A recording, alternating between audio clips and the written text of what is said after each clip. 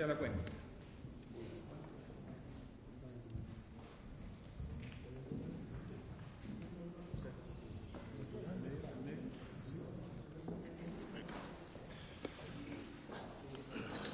Presidente, se da cuenta de los siguientes documentos que han llegado a nuestra comisión.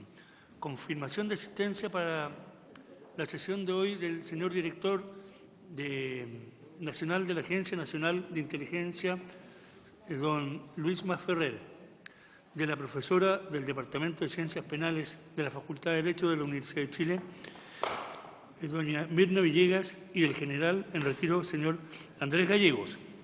Se excusaron de asistir a la sesión de hoy mediante carta del general inspector en retiro de Carabineros, señor Cristian Franzani, por razones de salud, además de reiterar el impedimento de realizar alguna declaración ante la Comisión, puesto que ya la había hecho ante la sede penal correspondiente, y por medio de correo electrónico enviado por el ayudante del general director de Carabineros, coronel señor Gerardo Valenzuela, se excusaron el general en retiro, señor Mauro Victoriano, y el coronel, señor Jorge Contreras. Esa es toda la cuenta, señor presidente.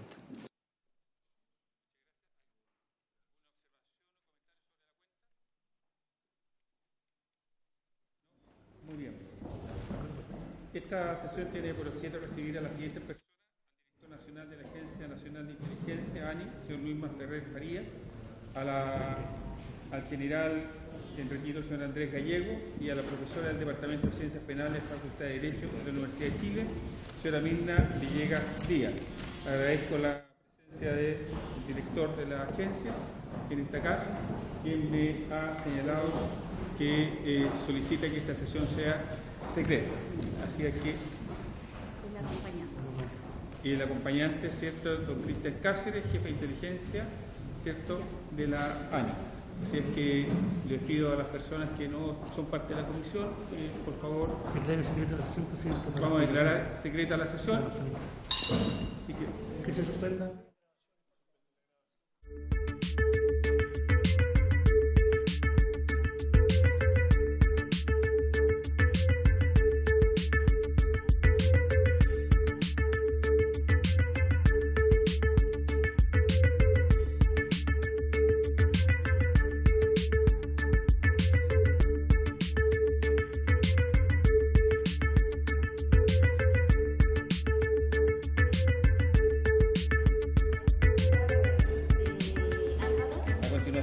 No es mío.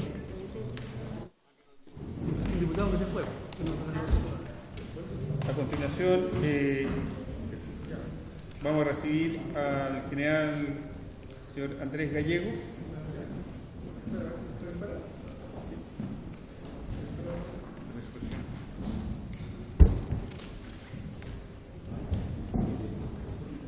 Gracias, don Andrés Gallego, por asistir a nuestra comisión. Esta es una comisión investigadora que tiene por fin conocer la responsabilidad política y administrativa de las autoridades y de quienes participaron en el momento o en los tiempos que le siguieron o continuaron a la muerte de don Camilo Catrillanca en la región de la Araucanía, cuando usted era jefe de la 9ª zona de Carabineros, en la región de la Araucanía. Nosotros hemos recabado alguna información y hemos estado atendiendo y recibiendo algunos invitados. Hay dos situaciones que nos gustaría aclarar en principio, ¿cierto? Por favor.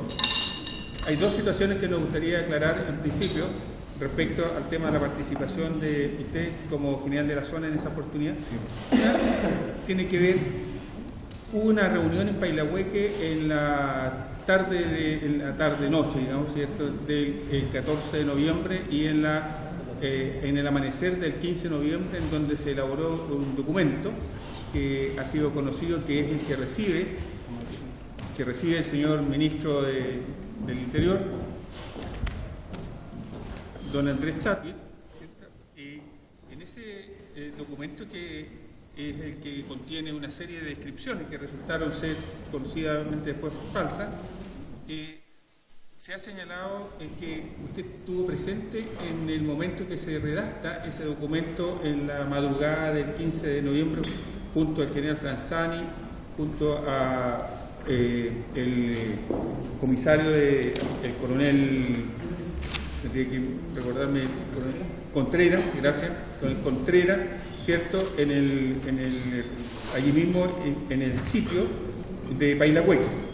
Entonces, quisiera saber si usted participa de aquello, porque además debo señalar que estuvo ahí presente el abogado don Cristian Nostroza, pero además el general Contreras, el coronel Contreras, declaró que el informe fue visado por el general Victoriano y también por el general Gallego, y también fue revisado por el abogado que le acompañaba al general Franzani, refiriéndose a este documento, que es el documento que recibe la autoridad política administrativa en la madrugada del día 15, ¿cierto?, de noviembre.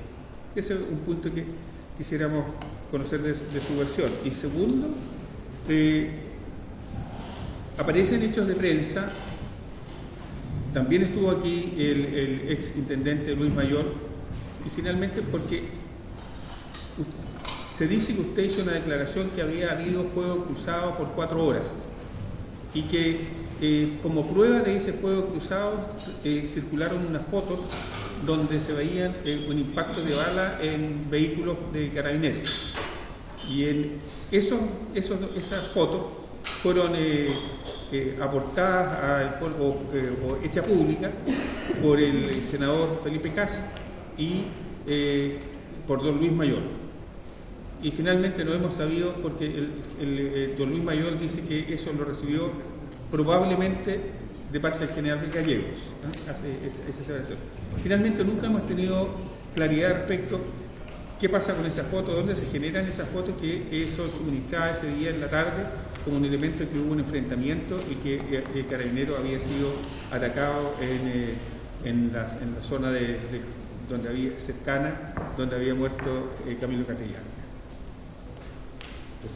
Sí, vamos a generar un par de palabras para que el diputado Mellado, diputada Hertz, ¿sí? ¿Qué más? ¿Algo más? Diputada Nullado. Ya, dejemos ahí por mientras. ¿No se escucha? ¿Ahí?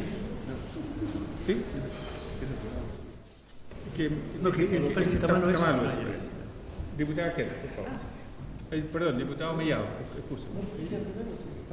Sí, muy bien, la caballerosidad del diputado Mellado te lo caracteriza. Gracias, presidente. En general, a través suyo, saludar al general Gallego, agradecerle que concurra a esta comisión a entregarnos un antecedente que les reiteramos. Y mi primera pregunta, haciéndome, digamos, eco de la ilación que hizo el presidente, ¿no es cierto?, de cómo sucedieron los acontecimientos que por lo menos nosotros tenemos establecido, ¿no es cierto?, en que el exintendente Mayor señala que la información que le entrega públicamente, eso lo señala el 21 de diciembre, se la habría entregado el general Gallego. Bueno, mi pregunta, la primera es con quiénes se reunió el general los días 14 y 15 de noviembre, tanto en Pailahueque como en Temuco. ¿Qué temas se discutieron y si se exhibieron imágenes? La segunda es con qué autoridades civiles el general se comunicó los días 14 y 15 de noviembre y qué le informó el general particularmente al exintendente Mayor, al subsecretario Rodrigo Villa si le informó algo o al ministro Chadwick respecto de lo que ocurrió con Camilo Castellano. Gracias, presidente. Diputada Crispi. No, perdón, diputado Mellado y después diputada Crispi. Gracias, presidente. La verdad que quiero recordarle a la comisión de que aquí mismo el exintendente Mayor dijo que se había equivocado en esa afirmación y que él le había enviado la fotografía al general Gallego. Está en acta y está claro en la declaración que hizo el exintendente Mayor aquí en esta misma comisión. Por lo tanto, eso ya yo, sí, como dicen los abogados, no soy abogado, pero Confesión de partes, Eso, así que por esa parte yo diría que tenemos clara la respuesta por parte del mismo expresidente mayor. Y le haría una pregunta general. ¿Cómo era el ambiente de esa noche en las reuniones que se hicieron? Hablo del ambiente en el sentido de tenso, se cortaba con tijera, con cuchillo, ahí todo el mundo miraba para arriba, esperaba al general que sea el más alto rango, que daba las instrucciones hacia abajo. ¿Usted pudo saber ahí quién redactó el famoso informe que le llegó al ministro del Interior? ¿Está anunciado y después? ¿Sí?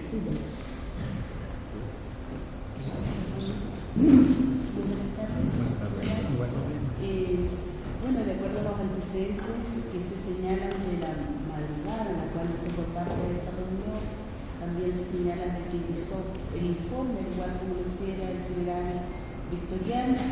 ¿A qué hora usted se enteró respecto a lo que estaba ocurriendo? Que nos concluye el día 14 de noviembre.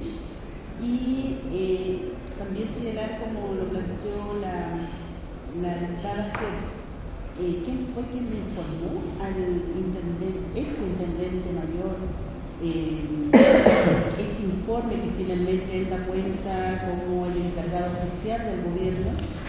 ¿Y cuáles fueron aquellas motivaciones que llevaron a que todos se juntaran en esa madrugada y terminaran con el informe, donde no mucho se sabe respecto a quién fue el que entregó la información de que aquí había habido un enfrentamiento y que de alguna u otra manera no había sido planteada el asesinato directamente al Chapo Castellano? Quisiéramos al menos aclarar, porque el intendente señalaba que la información le llegaba vía WhatsApp, él no tenía claro quién le entregaba la información, el ex intendente lo planteó acá. Entonces queremos saber quiénes fueron los actores los que tuvieron aquella primera información y que hablaban de enfrentamiento, que nunca hablaron de que derechamente el carabinero había disparado en contra del Huaychaje, Castellaje, que había sido asesinado de parte de manos de carabineros. Diputado Cris. Y ahí dejamos al general Gallego.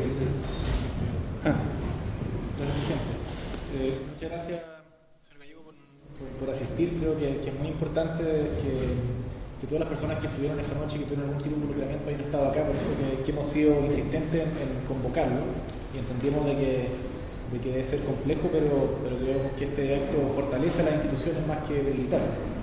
Yo en eso quisiera preguntarle sobre esa noche, algo preguntaba la diputada Millado y también se ha preguntado sobre el informe. Lo primero es ¿cuál es la verdad que se va construyendo esa noche? Porque aquí hay un instrumento que es el que de algún modo es como la piedra angular desde donde se construyó la historia oficial, digamos, que es este informe ejecutivo que llega a manos del ministro Chadwick, que pocos días, horas después de haberse redactado y haberse entregado, se da cuenta de su falsedad. Uno de nuestros invitados, ¿quién era quien nos invitó, que nos dijo que había redactado una versión y que luego el general Contreras lo había modificado? El mayor Pincheira. Mayor Pincheira señalaba que él había redactado una primera versión en que no se señalaba el tema del enfrentamiento y que posteriormente el general Contreras lo había modificado, pero que él pierde control de ese informe en esta reunión de trasnoche. Entonces, yo quisiera preguntarle en la conversación de los generales y los altos mandos que estaban en la región en esta reunión, ¿cuál es la información de la que ustedes disponían? Y finalmente, si hay un visto bueno común al momento en que se le envía este informe, porque el tema temporal, ¿en qué momento el general Contreras termina de redactar este informe? Si él estaba en esta reunión en el mismo momento en que se envía esta comunicación. Entonces, en esa noche, ¿cuál es la información que se manejaba y cuál es la verdad que se empieza a construir en la posición de usted? Diputado Molina. Buenas tardes, agradecer general Gallego, su presencia. Parece que este micrófono es el que está mejor. Agradecerle su presencia, de verdad. Y conociendo su trabajo en la región, también quiero aprovechar de agradecer también su trabajo que tuvo en la región, honestamente. Una buena oportunidad de verlo y decírselo. Quisiera que nos contara cómo era de arriba la estructura que había en la región. A veces la gente no entiende, estamos llenos de generales en la región y por lo tanto sería bueno que usted nos dijera cuáles eran las funciones, los mandatos que tenía el general Franzani, el general Victoriano y el caso suyo. Son pocas las regiones que tienen tantos generales, por lo tanto sería bueno que nos contara eso y que nos cuente cuál fue su actuación de estos 2 primeros días en este caso, de tal manera que pudiéramos poder conocer en primera persona. Y una vez más le quiero agradecer el que esté aquí. Lo más fácil muchas veces es que esto se olvide. Yo sé el proceso que ustedes están viviendo también en términos personales. Es un tema difícil y por lo tanto quiero agradecerle que hoy día esté justamente como lo han hecho la gran mayoría de mis colegas. Así que muchas gracias, general.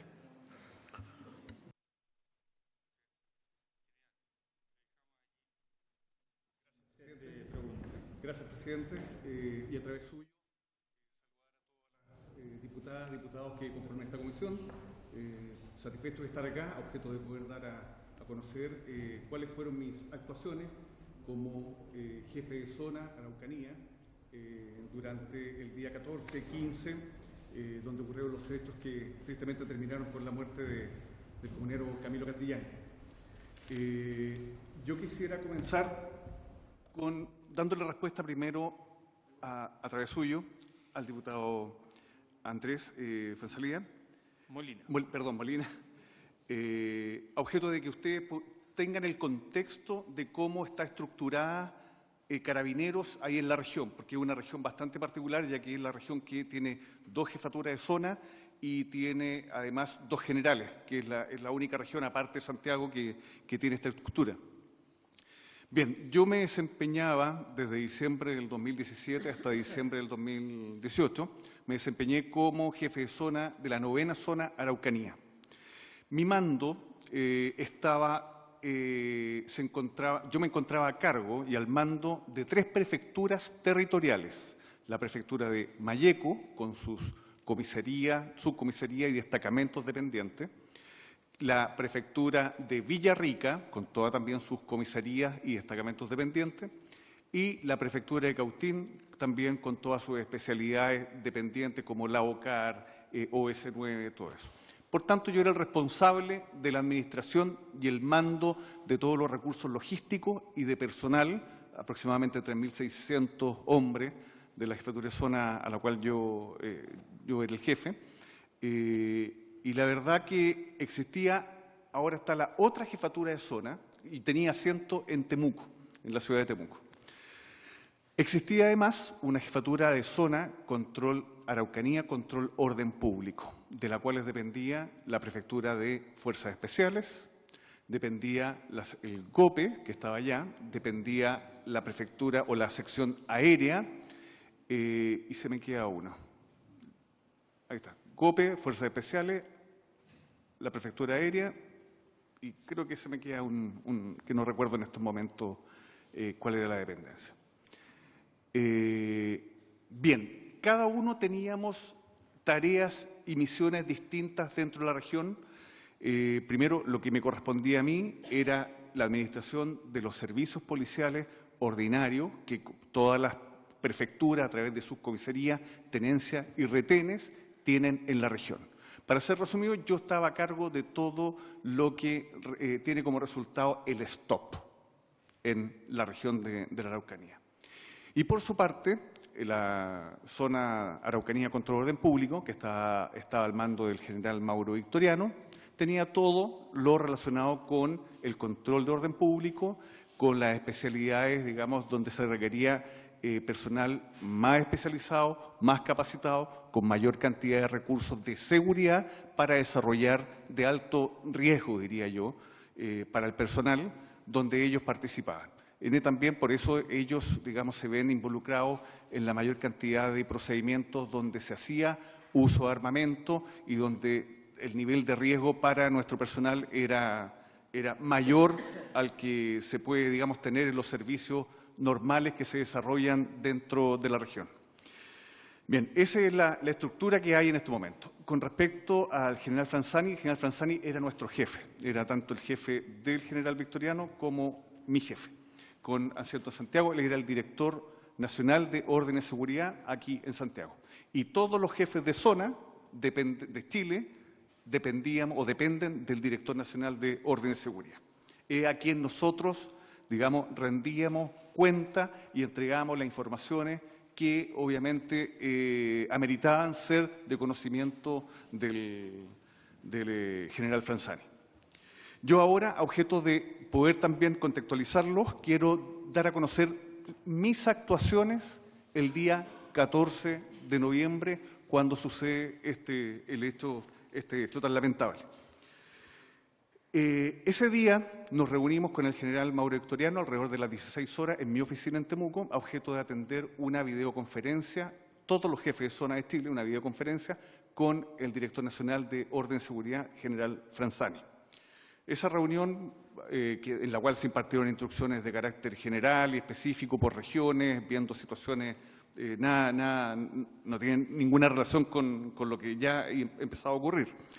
Estábamos próximos a iniciar esta reunión, que era entre 16 y 16:30, y yo recibo un llamado, me parece que del prefecto de Malleco, de algún mando de Malleco, mando territorial, donde me dan a conocer el robo con intimidación que sufrieron las profesoras.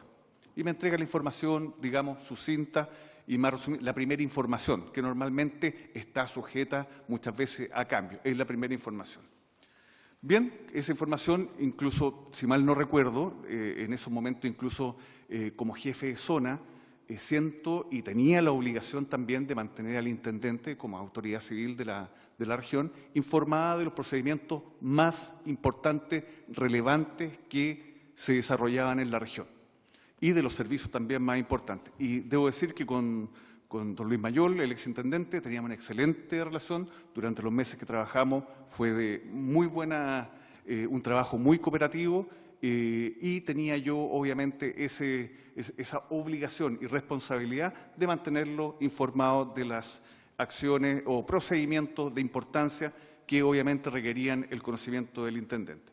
Bueno, a esa hora tomo conocimiento y, si mal no recuerdo, ya han transcurrido casi 6 meses, llamo al intendente para darle esta primera información respecto al robo ocurrido y de que el personal de la zona de Araucanía contra el Orden Público, que está al mando de, principalmente ahí el personal de Fuerzas Especiales, y los helicópteros se estaban, digamos, trasladando al lugar para poder tener, ojalá, buenos resultados. Quedamos con esa información, dimos inicio a la reunión, a la videoconferencia, y minutos más tarde al general Victoriano le informan a él que había un comunero herido. Esa fue la primera información, herido.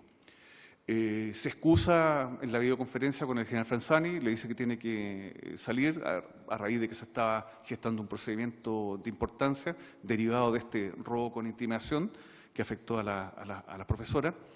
Y me quedo yo atendiendo, porque esto era un procedimiento de responsabilidad de la zona de Araucanía contra el Orden Público, porque el personal que estaba procediendo era del general Victoriano, no era personal mío. Por tanto, yo me quedo atendiendo la reunión con el general Franzani. Terminada la reunión, yo no recuerdo si el general Victoriano, yo lo llamo para saber y poder tomar conocimiento de lo que estaba ocurriendo. Me relata ahí brevemente que se encontró un tractor, que efectivamente personal en el aire. Estas son informaciones muy generales, y por favor, yo creo que entiendan el contexto de que en esos momentos se estaban gestando muchos movimientos de personal, oficiales, por tanto, las informaciones que llegaban no eran precisas, tal vez, no tenían una cronología, era información en esos momentos dispersa. Eso es lo que eran momentos complejos que se estaban viviendo porque había mucho personal.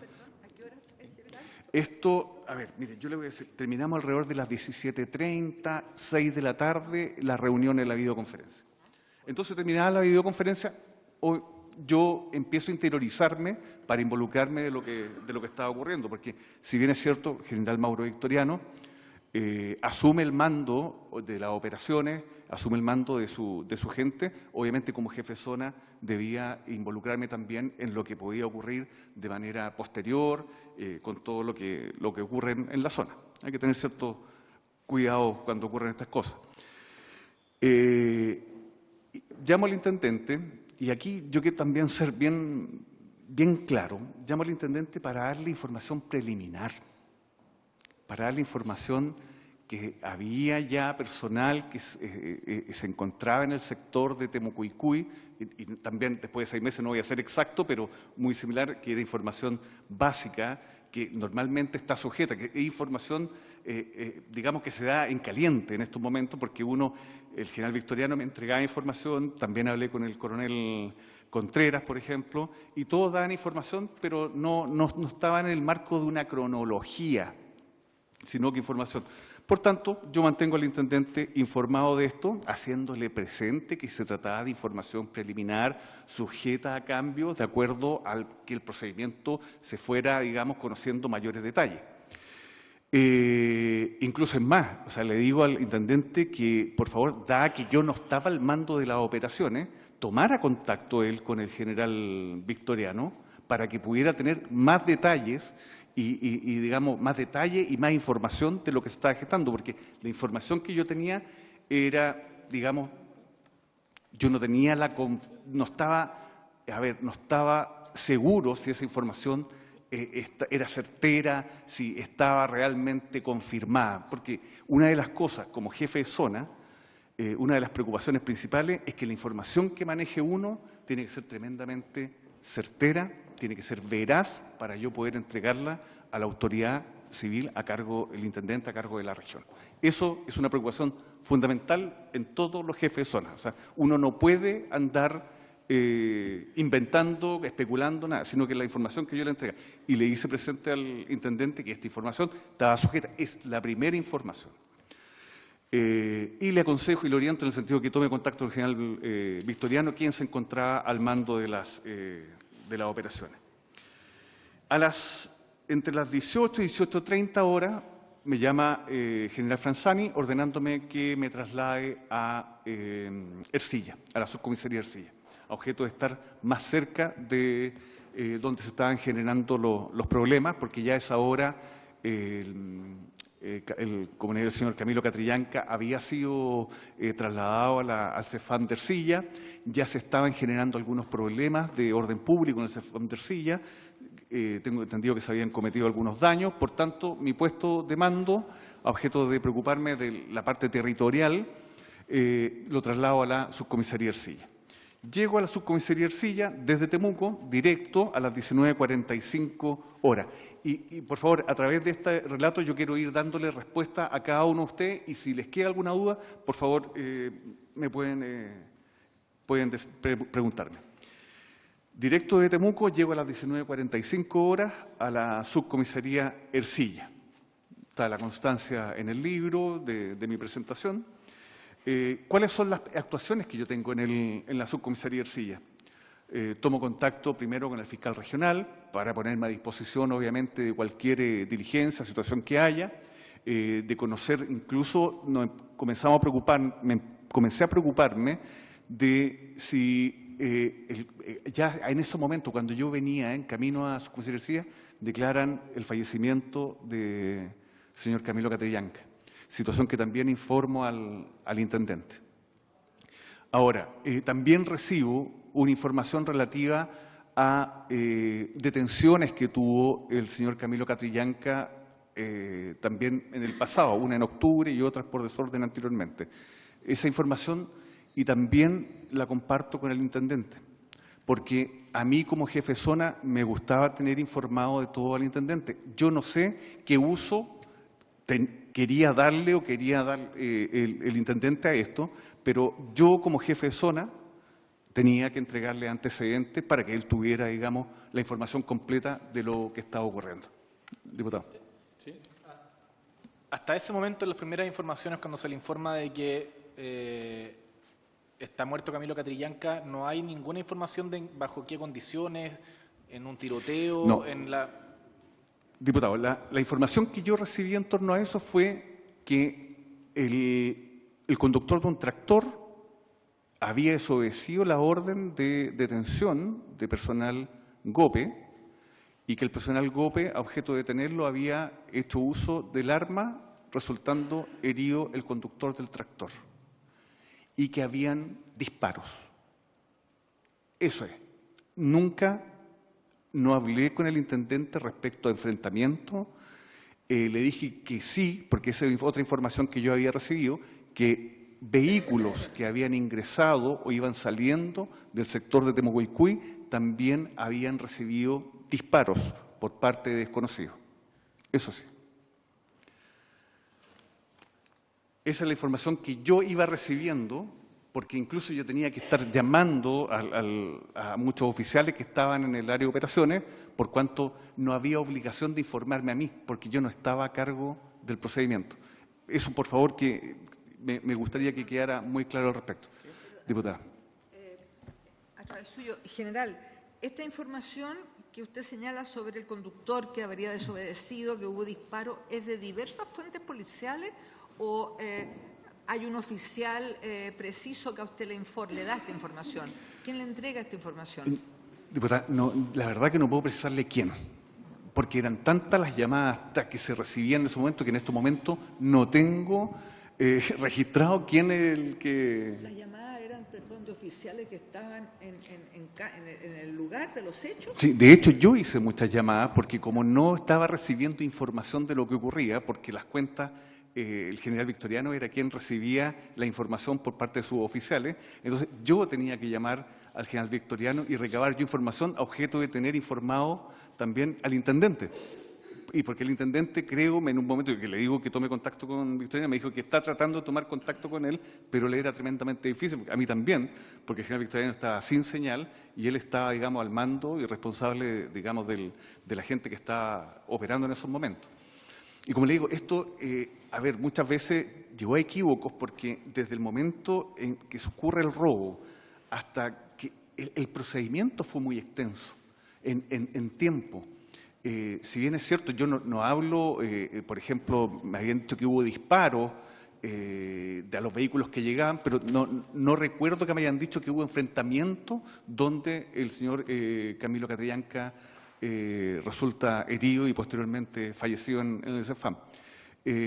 Como le digo, o sea, al intendente, y el intendente creo que quedó muy claro respecto a eso, que si bien es cierto, habían disparos, pero que estos no se habían producido en el momento del control o del procedimiento que involucró al señor Catrillanca. Bueno, yo llego a la subcomisaría Ercilla, tomo contacto telefónico con el fiscal regional, también incluso porque me interesaba saber si ya el cuerpo del señor Camilo Catrillanca iba a ser trasladado a Temuco, si iba a ser en Angol. Digamos, estábamos en diversas hipótesis a objeto de disponer servicios policiales y asegurar, digamos, lo que era el orden público, que era mi responsabilidad, la seguridad de la ciudad y pueblos y localidades de la región. Me entrevisto también con el fiscal de Coyipulli, que se apersonó en la subcomisaría Ercilla. Me pongo obviamente a disposición de él ante cualquier requerimiento. Me pide que por favor que el personal que había participado del procedimiento directamente, esta patrulla GOPE, se trasladara a la Fiscalía de Coyipulli. Esto ya debe ser que a las 20 horas. Por tanto, yo llamo al general Victoriano y le manifiesto de que el fiscal estaba instruyendo que este personal se trasladara, lo cual recibió con conformidad el general Victoriano. Me entrevisto también, comienzo a aclarar una situación con detenidos en la comisaría de Coyipulli. En la comisaría de Coyipulli habían cerca de 7 detenidos y no estaba muy claro cuál era el motivo de la detención. Detenidos por personal de Fuerzas Especiales y estaba también el joven que acompañaba al señor Camilo Catrillanca, estaba detenido. Sin embargo, había cierta desinformación en torno a los motivos por los cuales estaba cada uno. Por tanto, ordeno a un oficial ir a Coyipulli a aclarar los motivos de las detenciones y de los detenidos que estaban ahí en Coyipulli. Esta información también se la doy a conocer al general Franzani, quien me dice también que tome contacto, me ordena que tome contacto con el subsecretario Uvilla, a objeto de entregarle esta información respecto a los detenidos. Una vez que tengo aclarado la cantidad de detenidos, los motivos por los que estaban detenidos, yo llamo al subsecretario Uvilla, no me contesta y le hago llegar esa información de los detenidos, los motivos por los cuales estaban detenidos, se la hago llegar por WhatsApp. Ese es el único contacto que yo tengo con el subsecretario Villa, mandarle esta información vía WhatsApp respecto a los detenidos que estaba detenido por receptación, me acuerdo del joven que acompañaba a don Camilo Catrillanca, y el resto de los detenidos eran por desórdenes y oponerse a la acción de Carabineros en el sector del CEFAM, donde se encontraba el cuerpo del señor Camilo Catrillanca. Todo se le había contratado lesiones, por lo menos el procedimiento de la entrega de los detenidos se hizo de acuerdo a las instrucciones que yo impartí. Me entrevisto también con el jefe zonal de la policía, de la PDI, el señor Víctor Pérez. Hago este llamado telefónico y le envío el WhatsApp al subsecretario Villa con esta información. Y comienzo a monitorear, digamos, las situaciones que hay. Organizo, por ejemplo, una vez tomamos conocimiento que el cuerpo iba a ser trasladado al Servicio Médico Legal de Angol, que la PDI iba a estar a cargo de este traslado. También, obviamente, cubrimos todo lo que era el sector. Me aboqué, digamos, a planificar los servicios dentro de los sectores de Coyipulli, Ercilla y Angol, que eran los sectores en esos momentos que podían generarse algún tipo de desorden o actividad ilícita. Esa fue mi preocupación. A las 23:35 ya yo sabía que el general Franzani, el director nacional de Orden y Seguridad, venía volando hacia Temuco. Por tanto, en conocimiento, me trasladé de la subcomisaría Ercilla a la Prefectura de Fuerzas Especiales en Pailahueque, a objeto de esperar a mi jefe. Porque obviamente yo como jefe de zona debía esperarlo. A las 23:50 llegué a la Prefectura de Pailahueque, está muy cercano a Ercilla, y ahí, y esto también obviamente yo como testigo declaré ante la Fiscalía y fue lo mismo que les voy a decir ahora, y ahí ingreso, me encuentro con el general Mauro Victoriano,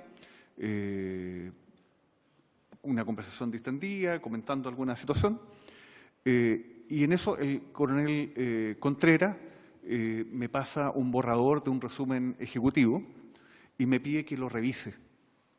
Entonces le digo, yo no soy le manifiesto, no soy el responsable de esto. No, pero que lo revise en la forma. Entonces lo revisé en la forma. Solamente, digamos, verifiqué cierta parte de reacción y obviamente yo como jefe de zona, que no soy el jefe, no hice alusión al contenido o al fondo del resumen ejecutivo. O sea, me limité solamente. Si a eso se le llama avisar, yo no lo creo. O sea, yo lo revisé en la forma. Y no se comentó absolutamente nada del fondo. O sea, le digo, esta palabra está mal utilizada, esto cámbialo acá, incluso lo marqué, ese era un borrador, lo marco. ¿Eso estaba escrito? Perdón. ¿Existía un papel de eso? Sí, me pasaron un borrador de ese resumen ejecutivo. Sí. Y lo reviso y esto ya, como les digo, cerca de la medianoche. Y lo paso, pero, a ver, para mí eso no es visar un documento. O sea, si yo viso un documento como jefe de zona, me responsabilizo de su contenido y del fondo del documento. Y si es necesario lo firmo, pero esto fue una revisión hecha, digamos, en el momento, en un living sentado, donde no hizo ninguna corrección en un computador? No, ninguna. No fue en un computador, fue ninguna en un papel. En un papel, absolutamente. Perfecto. A las 01:45 llega el director nacional de Orden y Seguridad, mi jefe directo y el jefe directo del general Mauro Victoriano, a Pailahueque. Nos presentamos y en esos momentos nos reunimos. Digamos, yo estaba ahí porque, le reitero, o sea, sin estar al mando del procedimiento, era el jefe de zona, por tanto tenía que estar acompañando a mi jefe. Esos son nuestros protocolos, digamos, y también tenía actuaciones, digamos, relacionadas con el Servicio de Seguridad Pública que se estaba llevando a efecto. Nos reunimos en una sala contigua a la oficina del prefecto y ahí hubo una especie de reunión, donde se sentó el general Franzani, quien estaba acompañado venía por un asesor jurídico, por una asesora de comunicaciones también, una periodista, y participamos. Estaba el general Victoriano, estaba yo, estaba el prefecto de Fuerzas Especiales, general Franzani presidiendo, y donde no se trató ningún tema específico. Y aquí yo estaba en esos momentos casi de observador porque se le explicó nuevamente, digamos, la dinámica del procedimiento. General Franzani hizo consultas respecto a si se había retirado todo el equipo.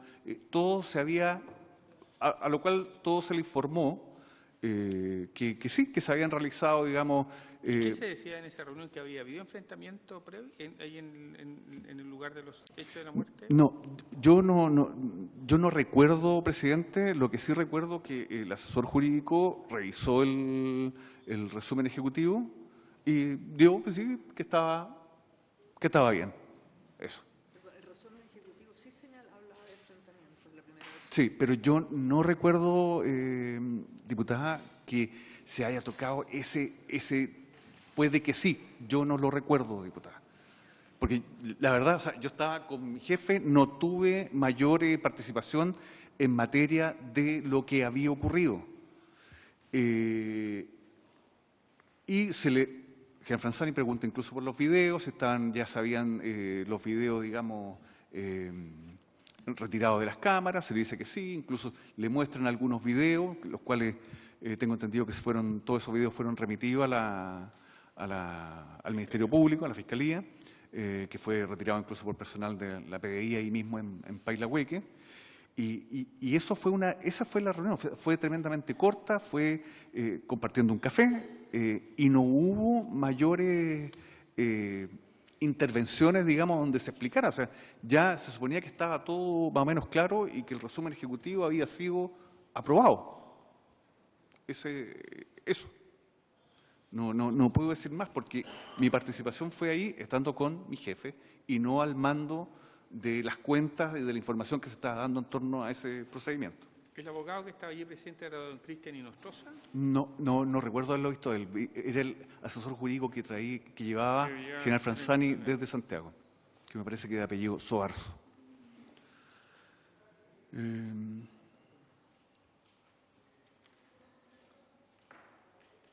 A las 02, sí, por favor. Diputado Mellado. Para ejemplificar, no sé si se acuerdan, yo no me acuerdo realmente el nombre de la persona que estuvo aquí sentada en la comisión y que ninguno de los que estuvo había hablado de un papel escrito, habían hablado del computador y que el computador, yo le creo al general y creo que aquí se empieza a abrir inmediatamente. Por eso, claro. Por eso hago yo la observación, porque se le iba a señalar que aquí el mayor o coronel Pincheira, él nos señaló que esto había sido todo sobre un computador. Ya. Yo respondo por lo que me corresponde a mí, que alrededor de la medianoche, entre el 14 y el 15, o sea, se me llevó un papel a la oficina del prefecto y me pidieron el favor de revisarlo. Ignoro lo que ocurrió antes y cómo fue confeccionado, por cuanto no era mi responsabilidad esa. Sí, perdón, ¿Sí? Lo que pasa es que nosotros queríamos constatar que efectivamente había un papel, había un borrador y había algo escrito antes de que se fuera al Ministerio del Interior. Y negaron de que había un papel, no me acuerdo quién estuvo aquí, negó eso y que todo había sido en el computador y que la persona que lo modificó había ido al computador y había modificado en el computador todo eso. Sí, le solicitamos el borrador, si había copia del borrador. Pero, bueno, le agradezco. ¿Terminó su intervención? No, después nos trasladamos a la Fiscalía. Perfecto. A la Fiscalía, el general Franzani, el director nacional de Orden y Seguridad, manifiesta que quiere entrevistarse con los funcionarios. y alrededor de las 02:30 horas, el general Mauro Victoriano, yo lo acompañamos a la Fiscalía de Coyhaique. Sé que el general Franzani se entrevistó con el fiscal, le dio la autorización al general Franzani para entrevistarse con los funcionarios, reunión que se llevó a efecto en el segundo piso, que en los momentos en que yo llego, porque era la sala de reuniones de la Fiscalía, donde es con vidrio, absolutamente todo visible hacia el exterior. Yo ingreso incluso se nos dice que incluso no la saludemos de mano, porque obviamente se le iban a hacer peritaje, algún tipo de peritaje en torno a los rastros de pólvora, todo eso, que no la saludemos. Y en ese lugar, el general Franzani los saluda nada más, le dice que van a tener, digamos, la defensa. O sea, un saludo no fue una reunión en ningún caso, fue un saludo, decirle que Carabineros estaba atento a lo que estaba ocurriendo, de que ellos estuvieran tranquilos en torno a lo que se estaba haciendo, que estaban abogados preocupados y nada más. Y lo único que fue, incluso estuvimos de pie con ellos ahí. Ellos manifestaron y expresaron, esta patrulla de los 5 GOPE, expresaron su preocupación por su familia. Yo tomé nota incluso de las direcciones de las casas de ella, objeto de ponerle algún tipo de vigilancia especial, porque obviamente la familia estaban solas, preocupadas, y eso. Y de ahí nos retiramos el general Victoriano, y ese día ya terminaba para mí, vuelvo a Temuco, solo en el vehículo que tenía a cargo, y vuelvo a Temuco, a mi oficina, y se sigue al otro día, digamos, fue una larga noche. En la madrugada ya. Así es, en la madrugada. General, estas fotos que circularon, ¿usted la recibió? Sí, la recibí yo. Aquí, sí, a ver, el día 15, la foto me la manda el día 15. El día 15, el intendente Mayol, o el exintendente Mayol, me manda la foto, esta foto, yo la miro, identifico el vehículo, porque ese vehículo lo vi personalmente, porque después de salir del sector de Temuco-Coyhaique, ese vehículo va y estaba efectivamente, lo vi yo, digamos, personalmente, ese vehículo, digamos, que estaba con impactos de bala, lo vi. Y me pregunta si ese vehículo, entonces le contesto sí, ese vehículo lo vi personalmente, estuvo en Temuco-Coyhaique. Y quedamos muy claros los dos en el sentido que no había participado de los hechos ocurridos temprano en donde se vio involucrado el señor Camilo Catrillanca. O sea, fue en forma posterior a los hechos ya generados. Y esto fue tarde cuando llegó ese vehículo a la subcomisaría Arcilla. Esa fue la información, y después, en diciembre, me entero por redes sociales de que el intendente había manifestado que se sentía engañado porque yo le había mandado esas fotos, que ahí lo habían engañado él y al senador. Entonces tomo contacto por WhatsApp con don Luis Mayol. Le digo, don Luis, ¿de qué se trata esto? Le dije yo, si estas fotos, yo no se las mandé. De hecho, esas fotos me llegaron de parte suya. Le pido, por favor, que tome y que aclare esta situación, porque esas fotos me las envió usted. Y yo no estoy engañando a nadie. Yo con el senador no conversé, no he conversado, y ahí pedí incluso también declarar en forma voluntaria en la Fiscalía en Temuco, para dejar claro de que yo no había enviado, ya que a niveles de medios de prensa yo aparecía como el general que había engañado y llevaba un día en retiro. Entonces, como el general que había engañado al senador y al intendente, cosa que no era así. Muchas gracias. Diputada Hertz, diputada Nuyao. Gracias, presidente. General, a través suyo, al general Gallego, ¿qué evaluación hace usted de que una autoridad civil tuviera en su poder fotografías de vehículos policiales y que además se le señale a un general, a usted, como el responsable de haberlas entregado? Y usted nos está señalando que es exactamente al revés. O sea, ¿cómo una autoridad civil tiene en su poder, insisto, fotos de autos policiales antes que el general a cargo de la seguridad, o sea, del jefe de zona de la región? Pregunto porque es una evaluación que me interesaría conocer, la que usted puede hacer. Gracias. Permiso, presidente. Diputada, la verdad que juicio no quiero hacer al respecto. Lo que sí en lo personal me molestó mucho ver la información en los medios de prensa, en el sentido de que yo era el general que había engañado. Obviamente molesta. Lo aclaré con el señor Mayol, con don Luis Mayol, y también hice lo propio en la Fiscalía, objeto de quedar tranquilo. Era mi primer día en retiro y quería irme tranquilo y no con esto de que yo era el que engañaba o estaba mandando algún tipo de foto. Respecto a lo que usted me consulta, diputada, yo prefiero abstenerme de hacer juicio y le doy a conocer, digamos, lo propio que me ocurrió con esa foto. Diputada Nullado, ¿sí? Nada más, para decir, por su intermedio la diputada Gert, el general lo dijo, o sea, lo dijo el intendente primero, que reconocía que él había, no estaba claro, y que después, al ver los WhatsApp, vio que él le había enviado las fotos al general. Y lo segundo es que el general lo dijo acá, que él no era el general a cargo del procedimiento, por lo tanto, no tenían la obligación de mandarle ninguna fotografía ni información. Recién acaba de decir que él llamaba para poder saber información como correspondía, pero no era la persona, no era el general a cargo, sino que el general Victoriano era a cargo. Muy bien. Diputada Nullado, ¿me he pedido la palabra? Pero vamos a tener que prolongarnos unos 15 minutos para escucharse a la profesora. Ya. ¿Sí? ¿Acuerdo? ¿Sí? Muy bien. Ya. General, tengo la siguiente inquietud. Usted muy bien sabe de protocolo, me imagino que también sabe quiénes son quienes deben entregar la información. ¿No cree usted que la información que usted estuvo entregando permanentemente no se enmarcaba dentro de la jefatura a quien le correspondía entregarla, que en este caso no era usted, sino que era su jefe, que era Victoriano, el general Victoriano, y no usted? Porque lo que hace señalar es que era como que usted trataba de buscar la información, entregársela al intendente y entregársela dispersa. Y además, ¿cuál era el objetivo de entregar y buscar antecedentes cuando usted sabe que había fallecido el Huaychafe Catrillanca? ¿Cuál era la intención de provocar con esos antecedentes?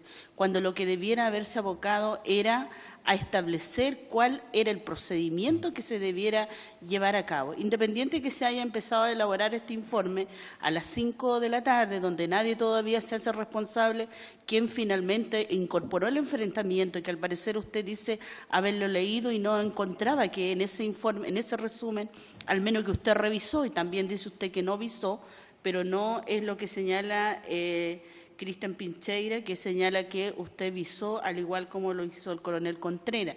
Entonces creo que hay muchas cosas todavía que hay que aclarar. Usted señala que en algún minuto, no sé el horario cuando usted se retiró, pero el informe posteriormente estuvo listo a las 3:30 de la madrugada. Por lo tanto, alguien que usted al retirarse con su jefatura, me imagino que terminó este informe. Y esos también deben tener nombres y apellidos, yo me imagino, y por lo tanto usted también pudiera detallar aquello, pero no me parece, al conocer usted teniendo una jefatura, que haya pasado por sobre esta, que entregue antecedentes aislados y que sobre todo haya querido incorporar antecedentes que no correspondían para la situación que se estaba viviendo y no haber permitido aclarar la situación, y finalmente se queda a la imagen pública de dañar la imagen de la familia, del pueblo mapuche, y al día de hoy todavía esta situación no se va a aclarar. Seguramente vamos a terminar esta comisión ya que nadie incorporó el enfrentamiento. Qué raro. Sí. A ver, diputada, voy a tratar de darle respuesta a su consulta. A ver, la información que yo le entregaba al intendente era la que yo estaba recibiendo, y por eso yo era tremendamente, le reiteraba al intendente que era la información primaria, que yo no tenía certeza de lo que estaba ocurriendo. Esa información yo no sabía que el intendente iba a hacer algún punto de prensa, una vocería, nada, sino que era, digamos, el proceso normal que teníamos de entrega de información, que son informaciones preliminares que luego se van, digamos, puliendo un poco más, y en más frío, obviamente, muchas veces se presentan cambios, y eso lo sabemos que es así. Ahora, respecto al informe, yo creo que más que visar, yo corregí en la forma ese informe. No estoy involucrado en lo que es el contenido del informe. Y yo, como jefe de zona Araucanía, y ese documento, habiéndolo hecho la Prefectura de Fuerzas Especiales, que no está bajo mi mando, no iba a inmiscuirme en cosas que no estaban, digamos que estaba desarrollando personal que no estaba a mi mando. Yo no era el responsable de ese informe. Yo era responsable de las acciones que hacía como jefe de zona y al mando de la Prefectura de Villarrica, Malleco y Cautín. Pero no, yo era responsable de ese informe. Se me pidió, por favor, para tener otra visión, me dijeron, pégale un vistazo y véalo, y corre, perfecto, ningún problema, y eso fue lo que hice. Yo, diputada, pero como le digo, no soy responsable de incorporar, sacar o de poner, porque no era yo quien estaba al mando del procedimiento. Gracias, diputada. Muy bien. Muchas gracias, general. ¿Alguna otra observación? Le agradecemos su presencia y sus declaraciones que nos ha ilustrado en algún aspecto general. Perfecto. Muchas gracias. Vamos a suspender medio minuto para recibir cierto no.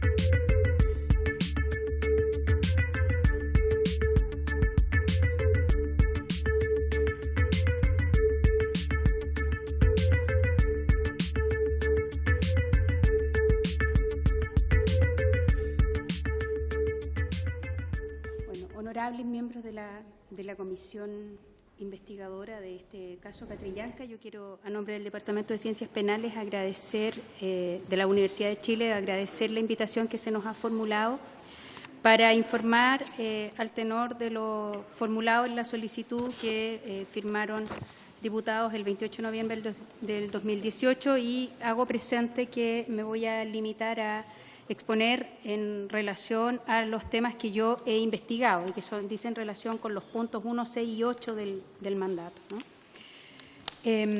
Voy a intentar resumir una presentación que ustedes tienen en sus manos y que se les puede hacer llegar por Internet, ¿no? Simplemente para hacer referencia a algunas cuestiones generales en relación al contexto en el cual se enmarca el homicidio del comunero Catrillanca, ¿no? En este informe hay tres partes. En una primera parte hay una especie como de estudio del caso que yo efectué en relación a diversas informaciones que han circulado y registros audiovisuales, ¿ya? Y en honor al tiempo simplemente quiero hacer referencia al contexto y a la vulneración que a mí me parece que existe a los derechos de los menores, ¿ya?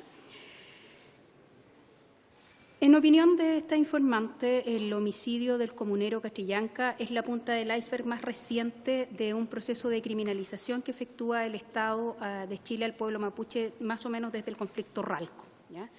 Vamos a entender por criminalización un proceso mediante el cual el Estado responde a la protesta social implementando una verdadera política de control del descontento social que incluye el uso preferente de la herramienta penal en desmedro de los espacios de diálogo, militariza la vida civil y judicializa los conflictos. Aquí lo que nosotros podemos observar respecto del contexto en el que suceden estos hechos es que existen ciclos de protesta, ¿ya? Son ciclos de protestas indígenas frente a los cuales el Estado ha respondido de forma diferente a las de otros conflictos sociales. Esta respuesta por parte del Estado ha sido mucho más severa y ha mostrado periodos de alta tensión, ¿ya? Momento en el cual se aplica la legislación más gravosa que existe, la Ley de Conductas Terroristas, para luego aflojar la tensión en ciertos periodos en donde aplican la legislación penal común. Y en ese proceso es posible identificar tres grandes áreas que lo caracterizan. Una, el tipo de legislación que se aplica a los delitos que se cometen por indígenas en el contexto los delitos que se cometen en el contexto del conflicto territorial. Segundo, la selectividad de la punición respecto de los sujetos. Y tercero, la violencia policial, ¿ya? Respecto del tipo de legislación que se les aplica, aquí también hay increciendo de lo que ha habido y esta especie como de vaivenes dentro de estos ciclos de protesta. Entre los años 98 a 2000, los gobernantes acudieron a la Ley de Seguridad del Estado para enfrentar este conflicto. Y eso significó, entonces, de alguna manera, considerar a los mapuches como una especie de enemigo interno.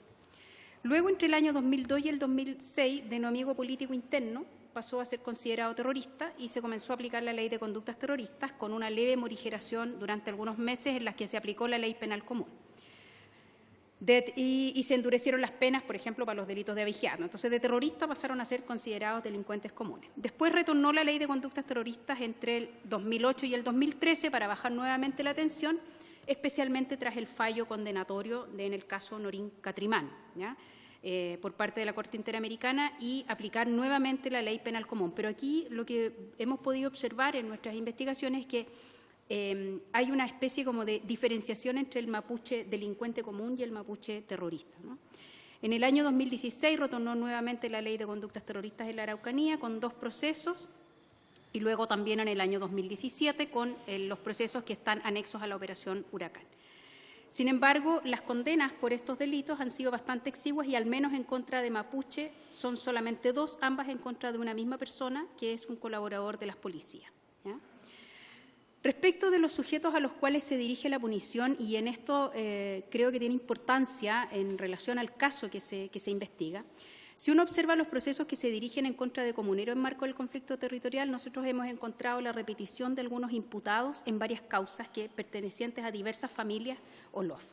Tralcal, Huenchuyán, Catrillanca, Queipul, Yaitul son algunas de las familias de la 9ª y 8ª regiones que dan cuenta de albergar en su seno a varias personas que han hecho su paso por la justicia. Entonces, da la impresión de que existe como una tendencia a perseguir penalmente a quienes se erigen como cabezas de los movimientos o comunidades y se judicializa entonces a las autoridades ancestrales y a sus familiares. Primero fueron los loncos, luego fueron los huerquenes, ¿ya? Y luego fue el turno de los machis, ¿ya? Y se afectó con ello a todas las comunidades, ¿ya? Es decir, el Estado en su accionar produce un efecto de victimización secundaria sobre toda la comunidad. Por otra parte, y respecto de las víctimas en este conflicto, el Estado ha otorgado un trato diferenciado según se trata de mapuche en conflicto o de no mapuche, y eso por regla general porque las causas en las que los mapuches se ven afectados, con excepción de aquellas en las que hay un resultado de muerte, como este, no han tenido investigaciones exitosas. Yo personalmente desconozco casos en los que querellas por tortura o apremios ilegítimos en contra de mapuche hayan prosperado. Sí se han acogido varios recursos de amparo. Catrillanca no es el único muerto en este conflicto. Primero tuvimos el homicidio de la adolescente Alex Lemun, que no encontró responsable y debió ser la Corte Interamericana la que le ordenara al Estado reabrir el proceso después de 16 años. Otros homicidios de comuneros no se investigaron, no se sobreseyeron o sus autores fueron condenados a penas desproporcionadamente bajas en comparación a las que se aplican a los comuneros cuando se dictan sentencias condenatorias en su contra. Uno podría argumentar jurídicamente y decir, en realidad, fíjese que esto encuentra su razón de ser en el tipo de delitos cómo se califican las conductas que se cometen por parte de los funcionarios, violencia innecesaria, apremios ilegítimos, y las penas que se asocian a ellos, pero nosotros no podemos olvidar que, tal como se lo recordó al Estado de Chile la Corte Interamericana en la sentencia del caso Norín Catrimán, la discriminación deriva no solo de la formulación de los textos legales, sino que también de la aplicación de los mismos, ¿ya? Respecto de la violencia policial, ¿ya?, según la información que se han ido registrando por parte de organismos de derechos humanos y otros, ella ha ido tomando la siguiente forma. En el informe que tienen ustedes ahí están citadas todas las partes o los informes donde yo saqué esta información. La instalación de bases policiales, que incluye la presencia de comandos especialmente entrenados para hacer frente a situaciones de alto riesgo, como el GOPE, ¿ya?, el Comando Jungla, uso de tanquetas y vehículos blindados, excesos en el uso de la fuerza pública, uso de armas letales por parte de agentes policiales, restricción al derecho a la libre circulación, interrogatorios a niños y niñas en situación de aislamiento de su entorno familiar sin órdenes judiciales, presencia permanente de los efectivos policiales y personas de civil armadas no identificadas en comunidades mapuche, uso de expresiones racistas por parte de agentes del Estado en los allanamientos, destrozo y apropiación indebida de bienes y documentación histórica, operaciones de inteligencia tendientes a desarticular organizaciones más radicales, de las cuales esta honorable Cámara ya ha tenido oportunidad de pronunciarse.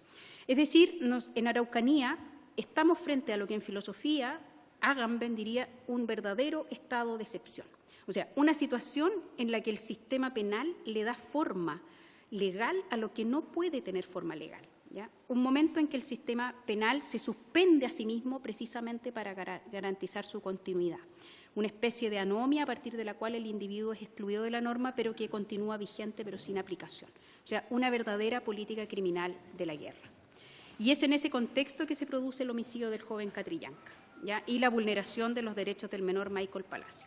La pregunta que nosotros debemos hacernos es si existe o no una justificación objetiva y razonable para que un comando policial especializado como el GOPE con armamento de guerra haya acudido a hacer frente a un delito común como la denuncia de un robo de vehículo. Y si eso sucede en otras partes del país. Si no se ha respondido por parte del Estado de esta forma en casos similares, entonces nosotros podemos afirmar que estamos ante un trato discriminatorio. Y en todos los términos que lo ha indicado la Corte Interamericana. Tratar con hostilidad a un grupo y con privilegio a otro, sin que exista una justificación objetiva y razonable, considerando además que habría una doble vulneración porque el origen étnico es uno de los motivos prohibidos de discriminación. Además, ha habido una grave estigmatización a los miembros del pueblo mapuche propiciada por parte del Estado. Y en ese contexto, las vulneraciones de los derechos de niños, niñas y adolescentes indígenas son especialmente preocupantes. En el año 2015, el Comité de Derechos del Niño, en su informe periódico sobre Chile, junto con celebrar la ratificación del Convenio 169, la promulgación de la Ley Antidiscriminación y la Ley 20.519, que excluyó a los menores de edad de la aplicación de la Ley de conductas terroristas, le dedicó una cápita especial a la violencia institucional hacia las niñas indígenas, indicándole que tenía que actuar de inmediato para acabar con la violencia policial de todo tipo contra niños indígenas y sus familias, y también en el contexto de las actividades de desarrollo, y que se investigara y que enjuiciara con prontitud todos los casos de violencia contra niños indígenas cometidos por agentes de policía. O sea, eso ya nos lo dijo el Comité de Derechos del Niño en el año 2015. Las reflexiones finales y propuestas. Yo creo que la violencia institucional y especialmente la policial ha sido una constante por parte del Estado, ¿ya? En ese proceso de criminalización se han detectado varias puntas de iceberg, ¿ya? La primera fue el homicidio del adolescente Alex Lemun en el año 2006, que se produce en el contexto de una protesta en una comunidad. Le siguió como emblemático el caso del estudiante Matías Catrileo en el año 2008, pero en otro contexto, ¿ya? El intento de incendio a un predio durante la noche. Posteriormente vino el caso de Mendoza Collío, o sea, esta vez a plena luz del día en el marco de una ocupación territorial, o sea, un delito de usurpación, ¿no? Y de allí, sin olvidar otras muertes, digamos, saltamos al homicidio de Catrillanca, esta vez sin incendio, sin protesta, sin ocupación de predio, simplemente a la mitad de un camino cuando se transportaba en un tractor. Eso quiere decir que la violencia policial ha ido increciendo y que la brutalidad de los procedimientos ha sido también ascendente. Y eso en el último tiempo lo hemos observado no solo en Araucanía, sino que también respecto de determinados grupos de infractores. Mirado en una línea de tiempo y considerando la cantidad de eventos de violencia policial producidos, la naturaleza de los mismos, el modus operandi, yo diría que es posible advertir una cierta sistematicidad por parte del Estado. No estoy hablando de gobiernos, estoy hablando por parte del Estado, ¿no? Y que va alcanzando ribetes cada vez más peligrosos para la vida e integridad física de cualquiera que se traslade por los caminos rurales de las comunidades, especialmente en conflicto, ¿ya? O, como vaticinó el relator de Naciones Unidas para Derechos Humanos y Terrorismo en su informe de 2014, la situación ya se salió de control. Entonces, o bien esto es una política criminal para la guerra, impulsada por el propio Estado, que hoy día se va poniendo cada vez más peligrosa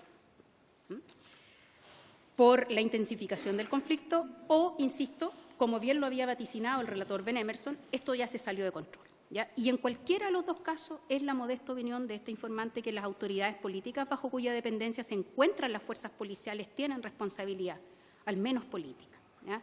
No vamos a hablar aquí de responsabilidades penales porque eso está en manos del Ministerio Público y de los tribunales, ¿ya? En el primer caso, si se trata de una política criminal para la guerra, por el hecho de intensificarla. En el segundo caso, si estamos diciendo, mire, esto se salió de control, por el hecho de que no es posible que se traten estas situaciones como si fuesen casos aislados. El homicidio del comunero Catrillanca es la punta del iceberg, no es una situación aislada. ¿ya? No es posible que se responsabilice únicamente a los funcionarios policiales que intervienen en los procedimientos, especialmente si a través de sus propias autoridades se les ha inducido a mentir, como ellos mismos declaran, ¿ya? Quien debe controlar el uso de la fuerza policial no es la fuerza policial misma, es la autoridad civil bajo cuya dependencia se encuentra, ¿ya? Finalmente, y más allá de las responsabilidades penales y políticas que se involucran en este caso, yo quiero volver sobre las reflexiones sabias del relator de Naciones Unidas para Terrorismo y Derechos Humanos.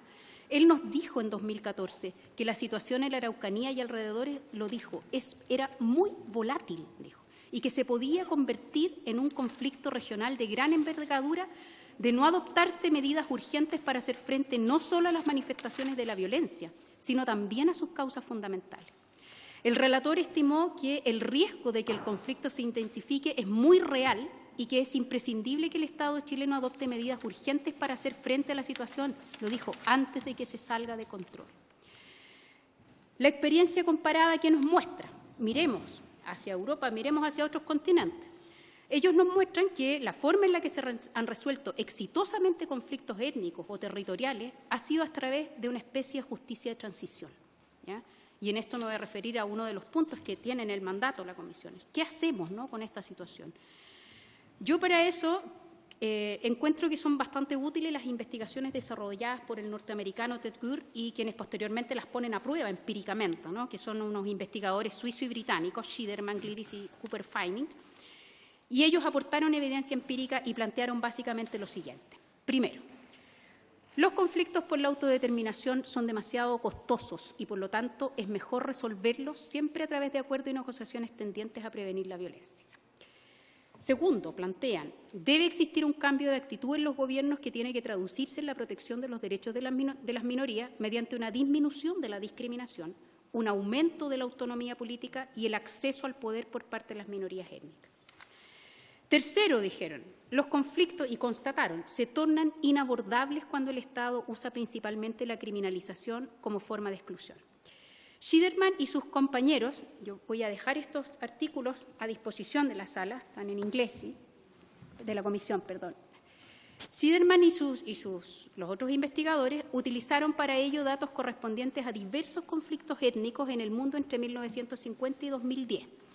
Y mostraron un gráfico decreciente después de 1994, con excepción del año 2011 en Sudán, ¿ya? O sea, estamos hablando de lugares en donde han existido graves conflictos, ¿no? En cuarto lugar, ellos constataron que el decrecimiento de la violencia es inversamente proporcional a factores tales como el crecimiento en el acceso al poder por parte de los grupos étnicos, así como su participación en los países democráticos. En definitiva, la evidencia empírica de estos estudios muestran que el uso de la vía judicial y policial en forma discriminatoria solo incrementó los conflictos, porque no solo surtió efectos sobre las víctimas directas de la represión estatal, sino que sobre la comunidad originaria en su conjunto, debido a su fuerte contenido estigmatizante y deslegitimador de sus demandas políticas. Y que, por el contrario, el uso de la vía política permitió disminuir la violencia. Y ese uso de la vía política implicó el reconocimiento de derechos, autonomías y participación en los gobiernos. Es todo cuanto puedo informar, señores diputados. Muchas gracias. Muy ilustrativo. Tenemos 5 minutos. Si es que hay alguna pregunta. Diputada Hertz. Gracias, presidente. Bueno, agradecerle a la profesora y directora, la abogada Mirna Villegas, el estar acá y entregarnos estos antecedentes. Y una pregunta que quizás suene redundante en el marco de lo que usted ha señalado. El tema de la justicia transicional, ¿no es cierto?, como una posibilidad de resolución de los conflictos étnicos o de territorio, es en Chile precisamente lo que no se ha instalado. Y su opinión respecto a, por ejemplo, que se pretenda por este gobierno o también por gobiernos anteriores el tratamiento del conflicto a través de tácticas antiterroristas, entre comillas, y en concreto con lo que ha sido el funcionamiento e implementación del denominado Comando Jungla. Eso, gracias. Por favor, profesora. Sí, bueno, yo creo que precisamente se ha ido en la dirección contraria. Y por eso es que nosotros encontramos episodios como el caso del comunero Catrillanca, y que probablemente, de seguirse en la misma dirección, no va a ser el único que tengamos, desgraciadamente, ¿ya? Eso es lo que yo creo que es la mayor preocupación. O sea, yo creo que no ha habido una política real, una política real en donde se hayan abierto espacios de diálogo reales en relación al pueblo mapuche. Yo tengo mis discrepancias, por ejemplo, con el Plan Araucanía, ¿ya?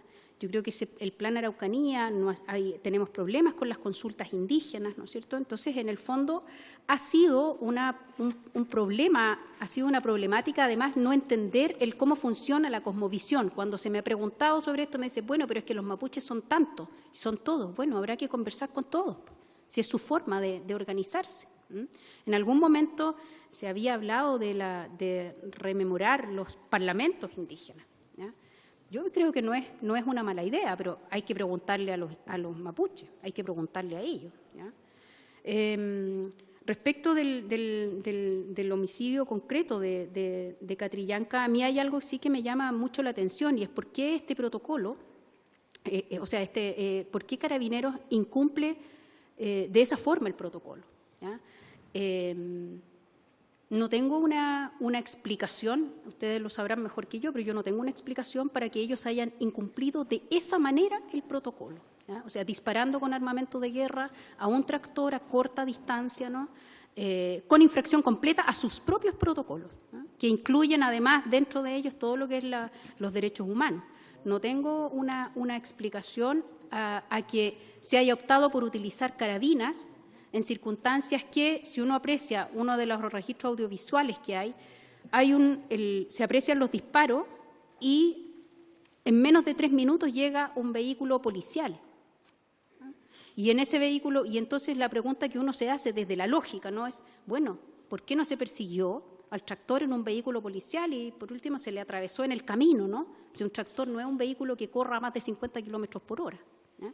Entonces, yo creo que se ha ido precisamente en la dirección contraria, y yo creo que es tiempo de que pensemos en dar un giro en reversa, ¿ya? Porque si no, tal como nos dijo el relator Ben Emerson, el conflicto se va a intensificar. Sí, muy bien. Diputada Rafi, tenemos un minuto adicional. Les recuerdo que la próxima sesión va a venir, estábamos acordados para que venga el ministro Chadwick, ¿cierto? Sí, bien breve. Le agradezco el informe, la verdad es cosa que es bastante extenso, no alcanza a leerlo acá. Ni tampoco hizo mención a la situación de las víctimas que ocurren por otros hechos de violencia que ocurren en la región de Araucanía, que muchos de ellos son mapuches y otros no son mapuches y que no levantan la bandera de esta reivindicación, que son siempre trabajadores que viven en distintos lugares, que hoy día son pequeños parceleros, pequeños agricultores. ¿Qué concepto tiene respecto de esas personas que están ajenas sencillamente a esta situación, conflicto o pseudo conflicto de Estado, ¿no es cierto?, con algunos de los pueblos originarios que en realidad van de yapa, digamos, en este conflicto? No sé cuál es el concepto que tiene respecto a esa gente. Sí. Adelante. Gracias. Vamos, Montaña. Yo creo que, yo no creo que sean de yapa, diputado. O sea, yo creo que son también víctimas reales del conflicto, ¿no? Son víctimas reales del conflicto y son parte también de esta política criminal de la guerra que ha implementado el Estado en contra de las comunidades, porque si el Estado tuviese la capacidad política de asumir el conflicto de la manera en la que debería asumirlo, que es políticamente, tal como lo han demostrado los estudios de Schiederman, ¿no es cierto?, entonces yo creo que eso podría tener algún tipo de solución, ¿ya? Pero no en la medida en que se siga fomentando una política en la que de un lado están como las víctimas rurales, que son considerados las únicas víctimas por parte de algunos sectores, y los mapuches, que son delincuentes o terroristas, y viceversa, en donde uno siga considerando que solo los mapuches han sido víctimas. Efectivamente, estas víctimas estas personas han sufrido también la violencia por parte del Estado, y eso también lo evidencia el informe del relator de Naciones Unidas, ¿ya? Así es que yo creo que sería interesante que pudieran leer ese informe. Muy bien. Muchas gracias, profesora. Se lo agradecemos mucho. Ha sido muy ilustrativo. Vamos a conversar personalmente. Después la vamos a invitar a otra cosa. A la Araucanía. Se levanta la sesión. Bien.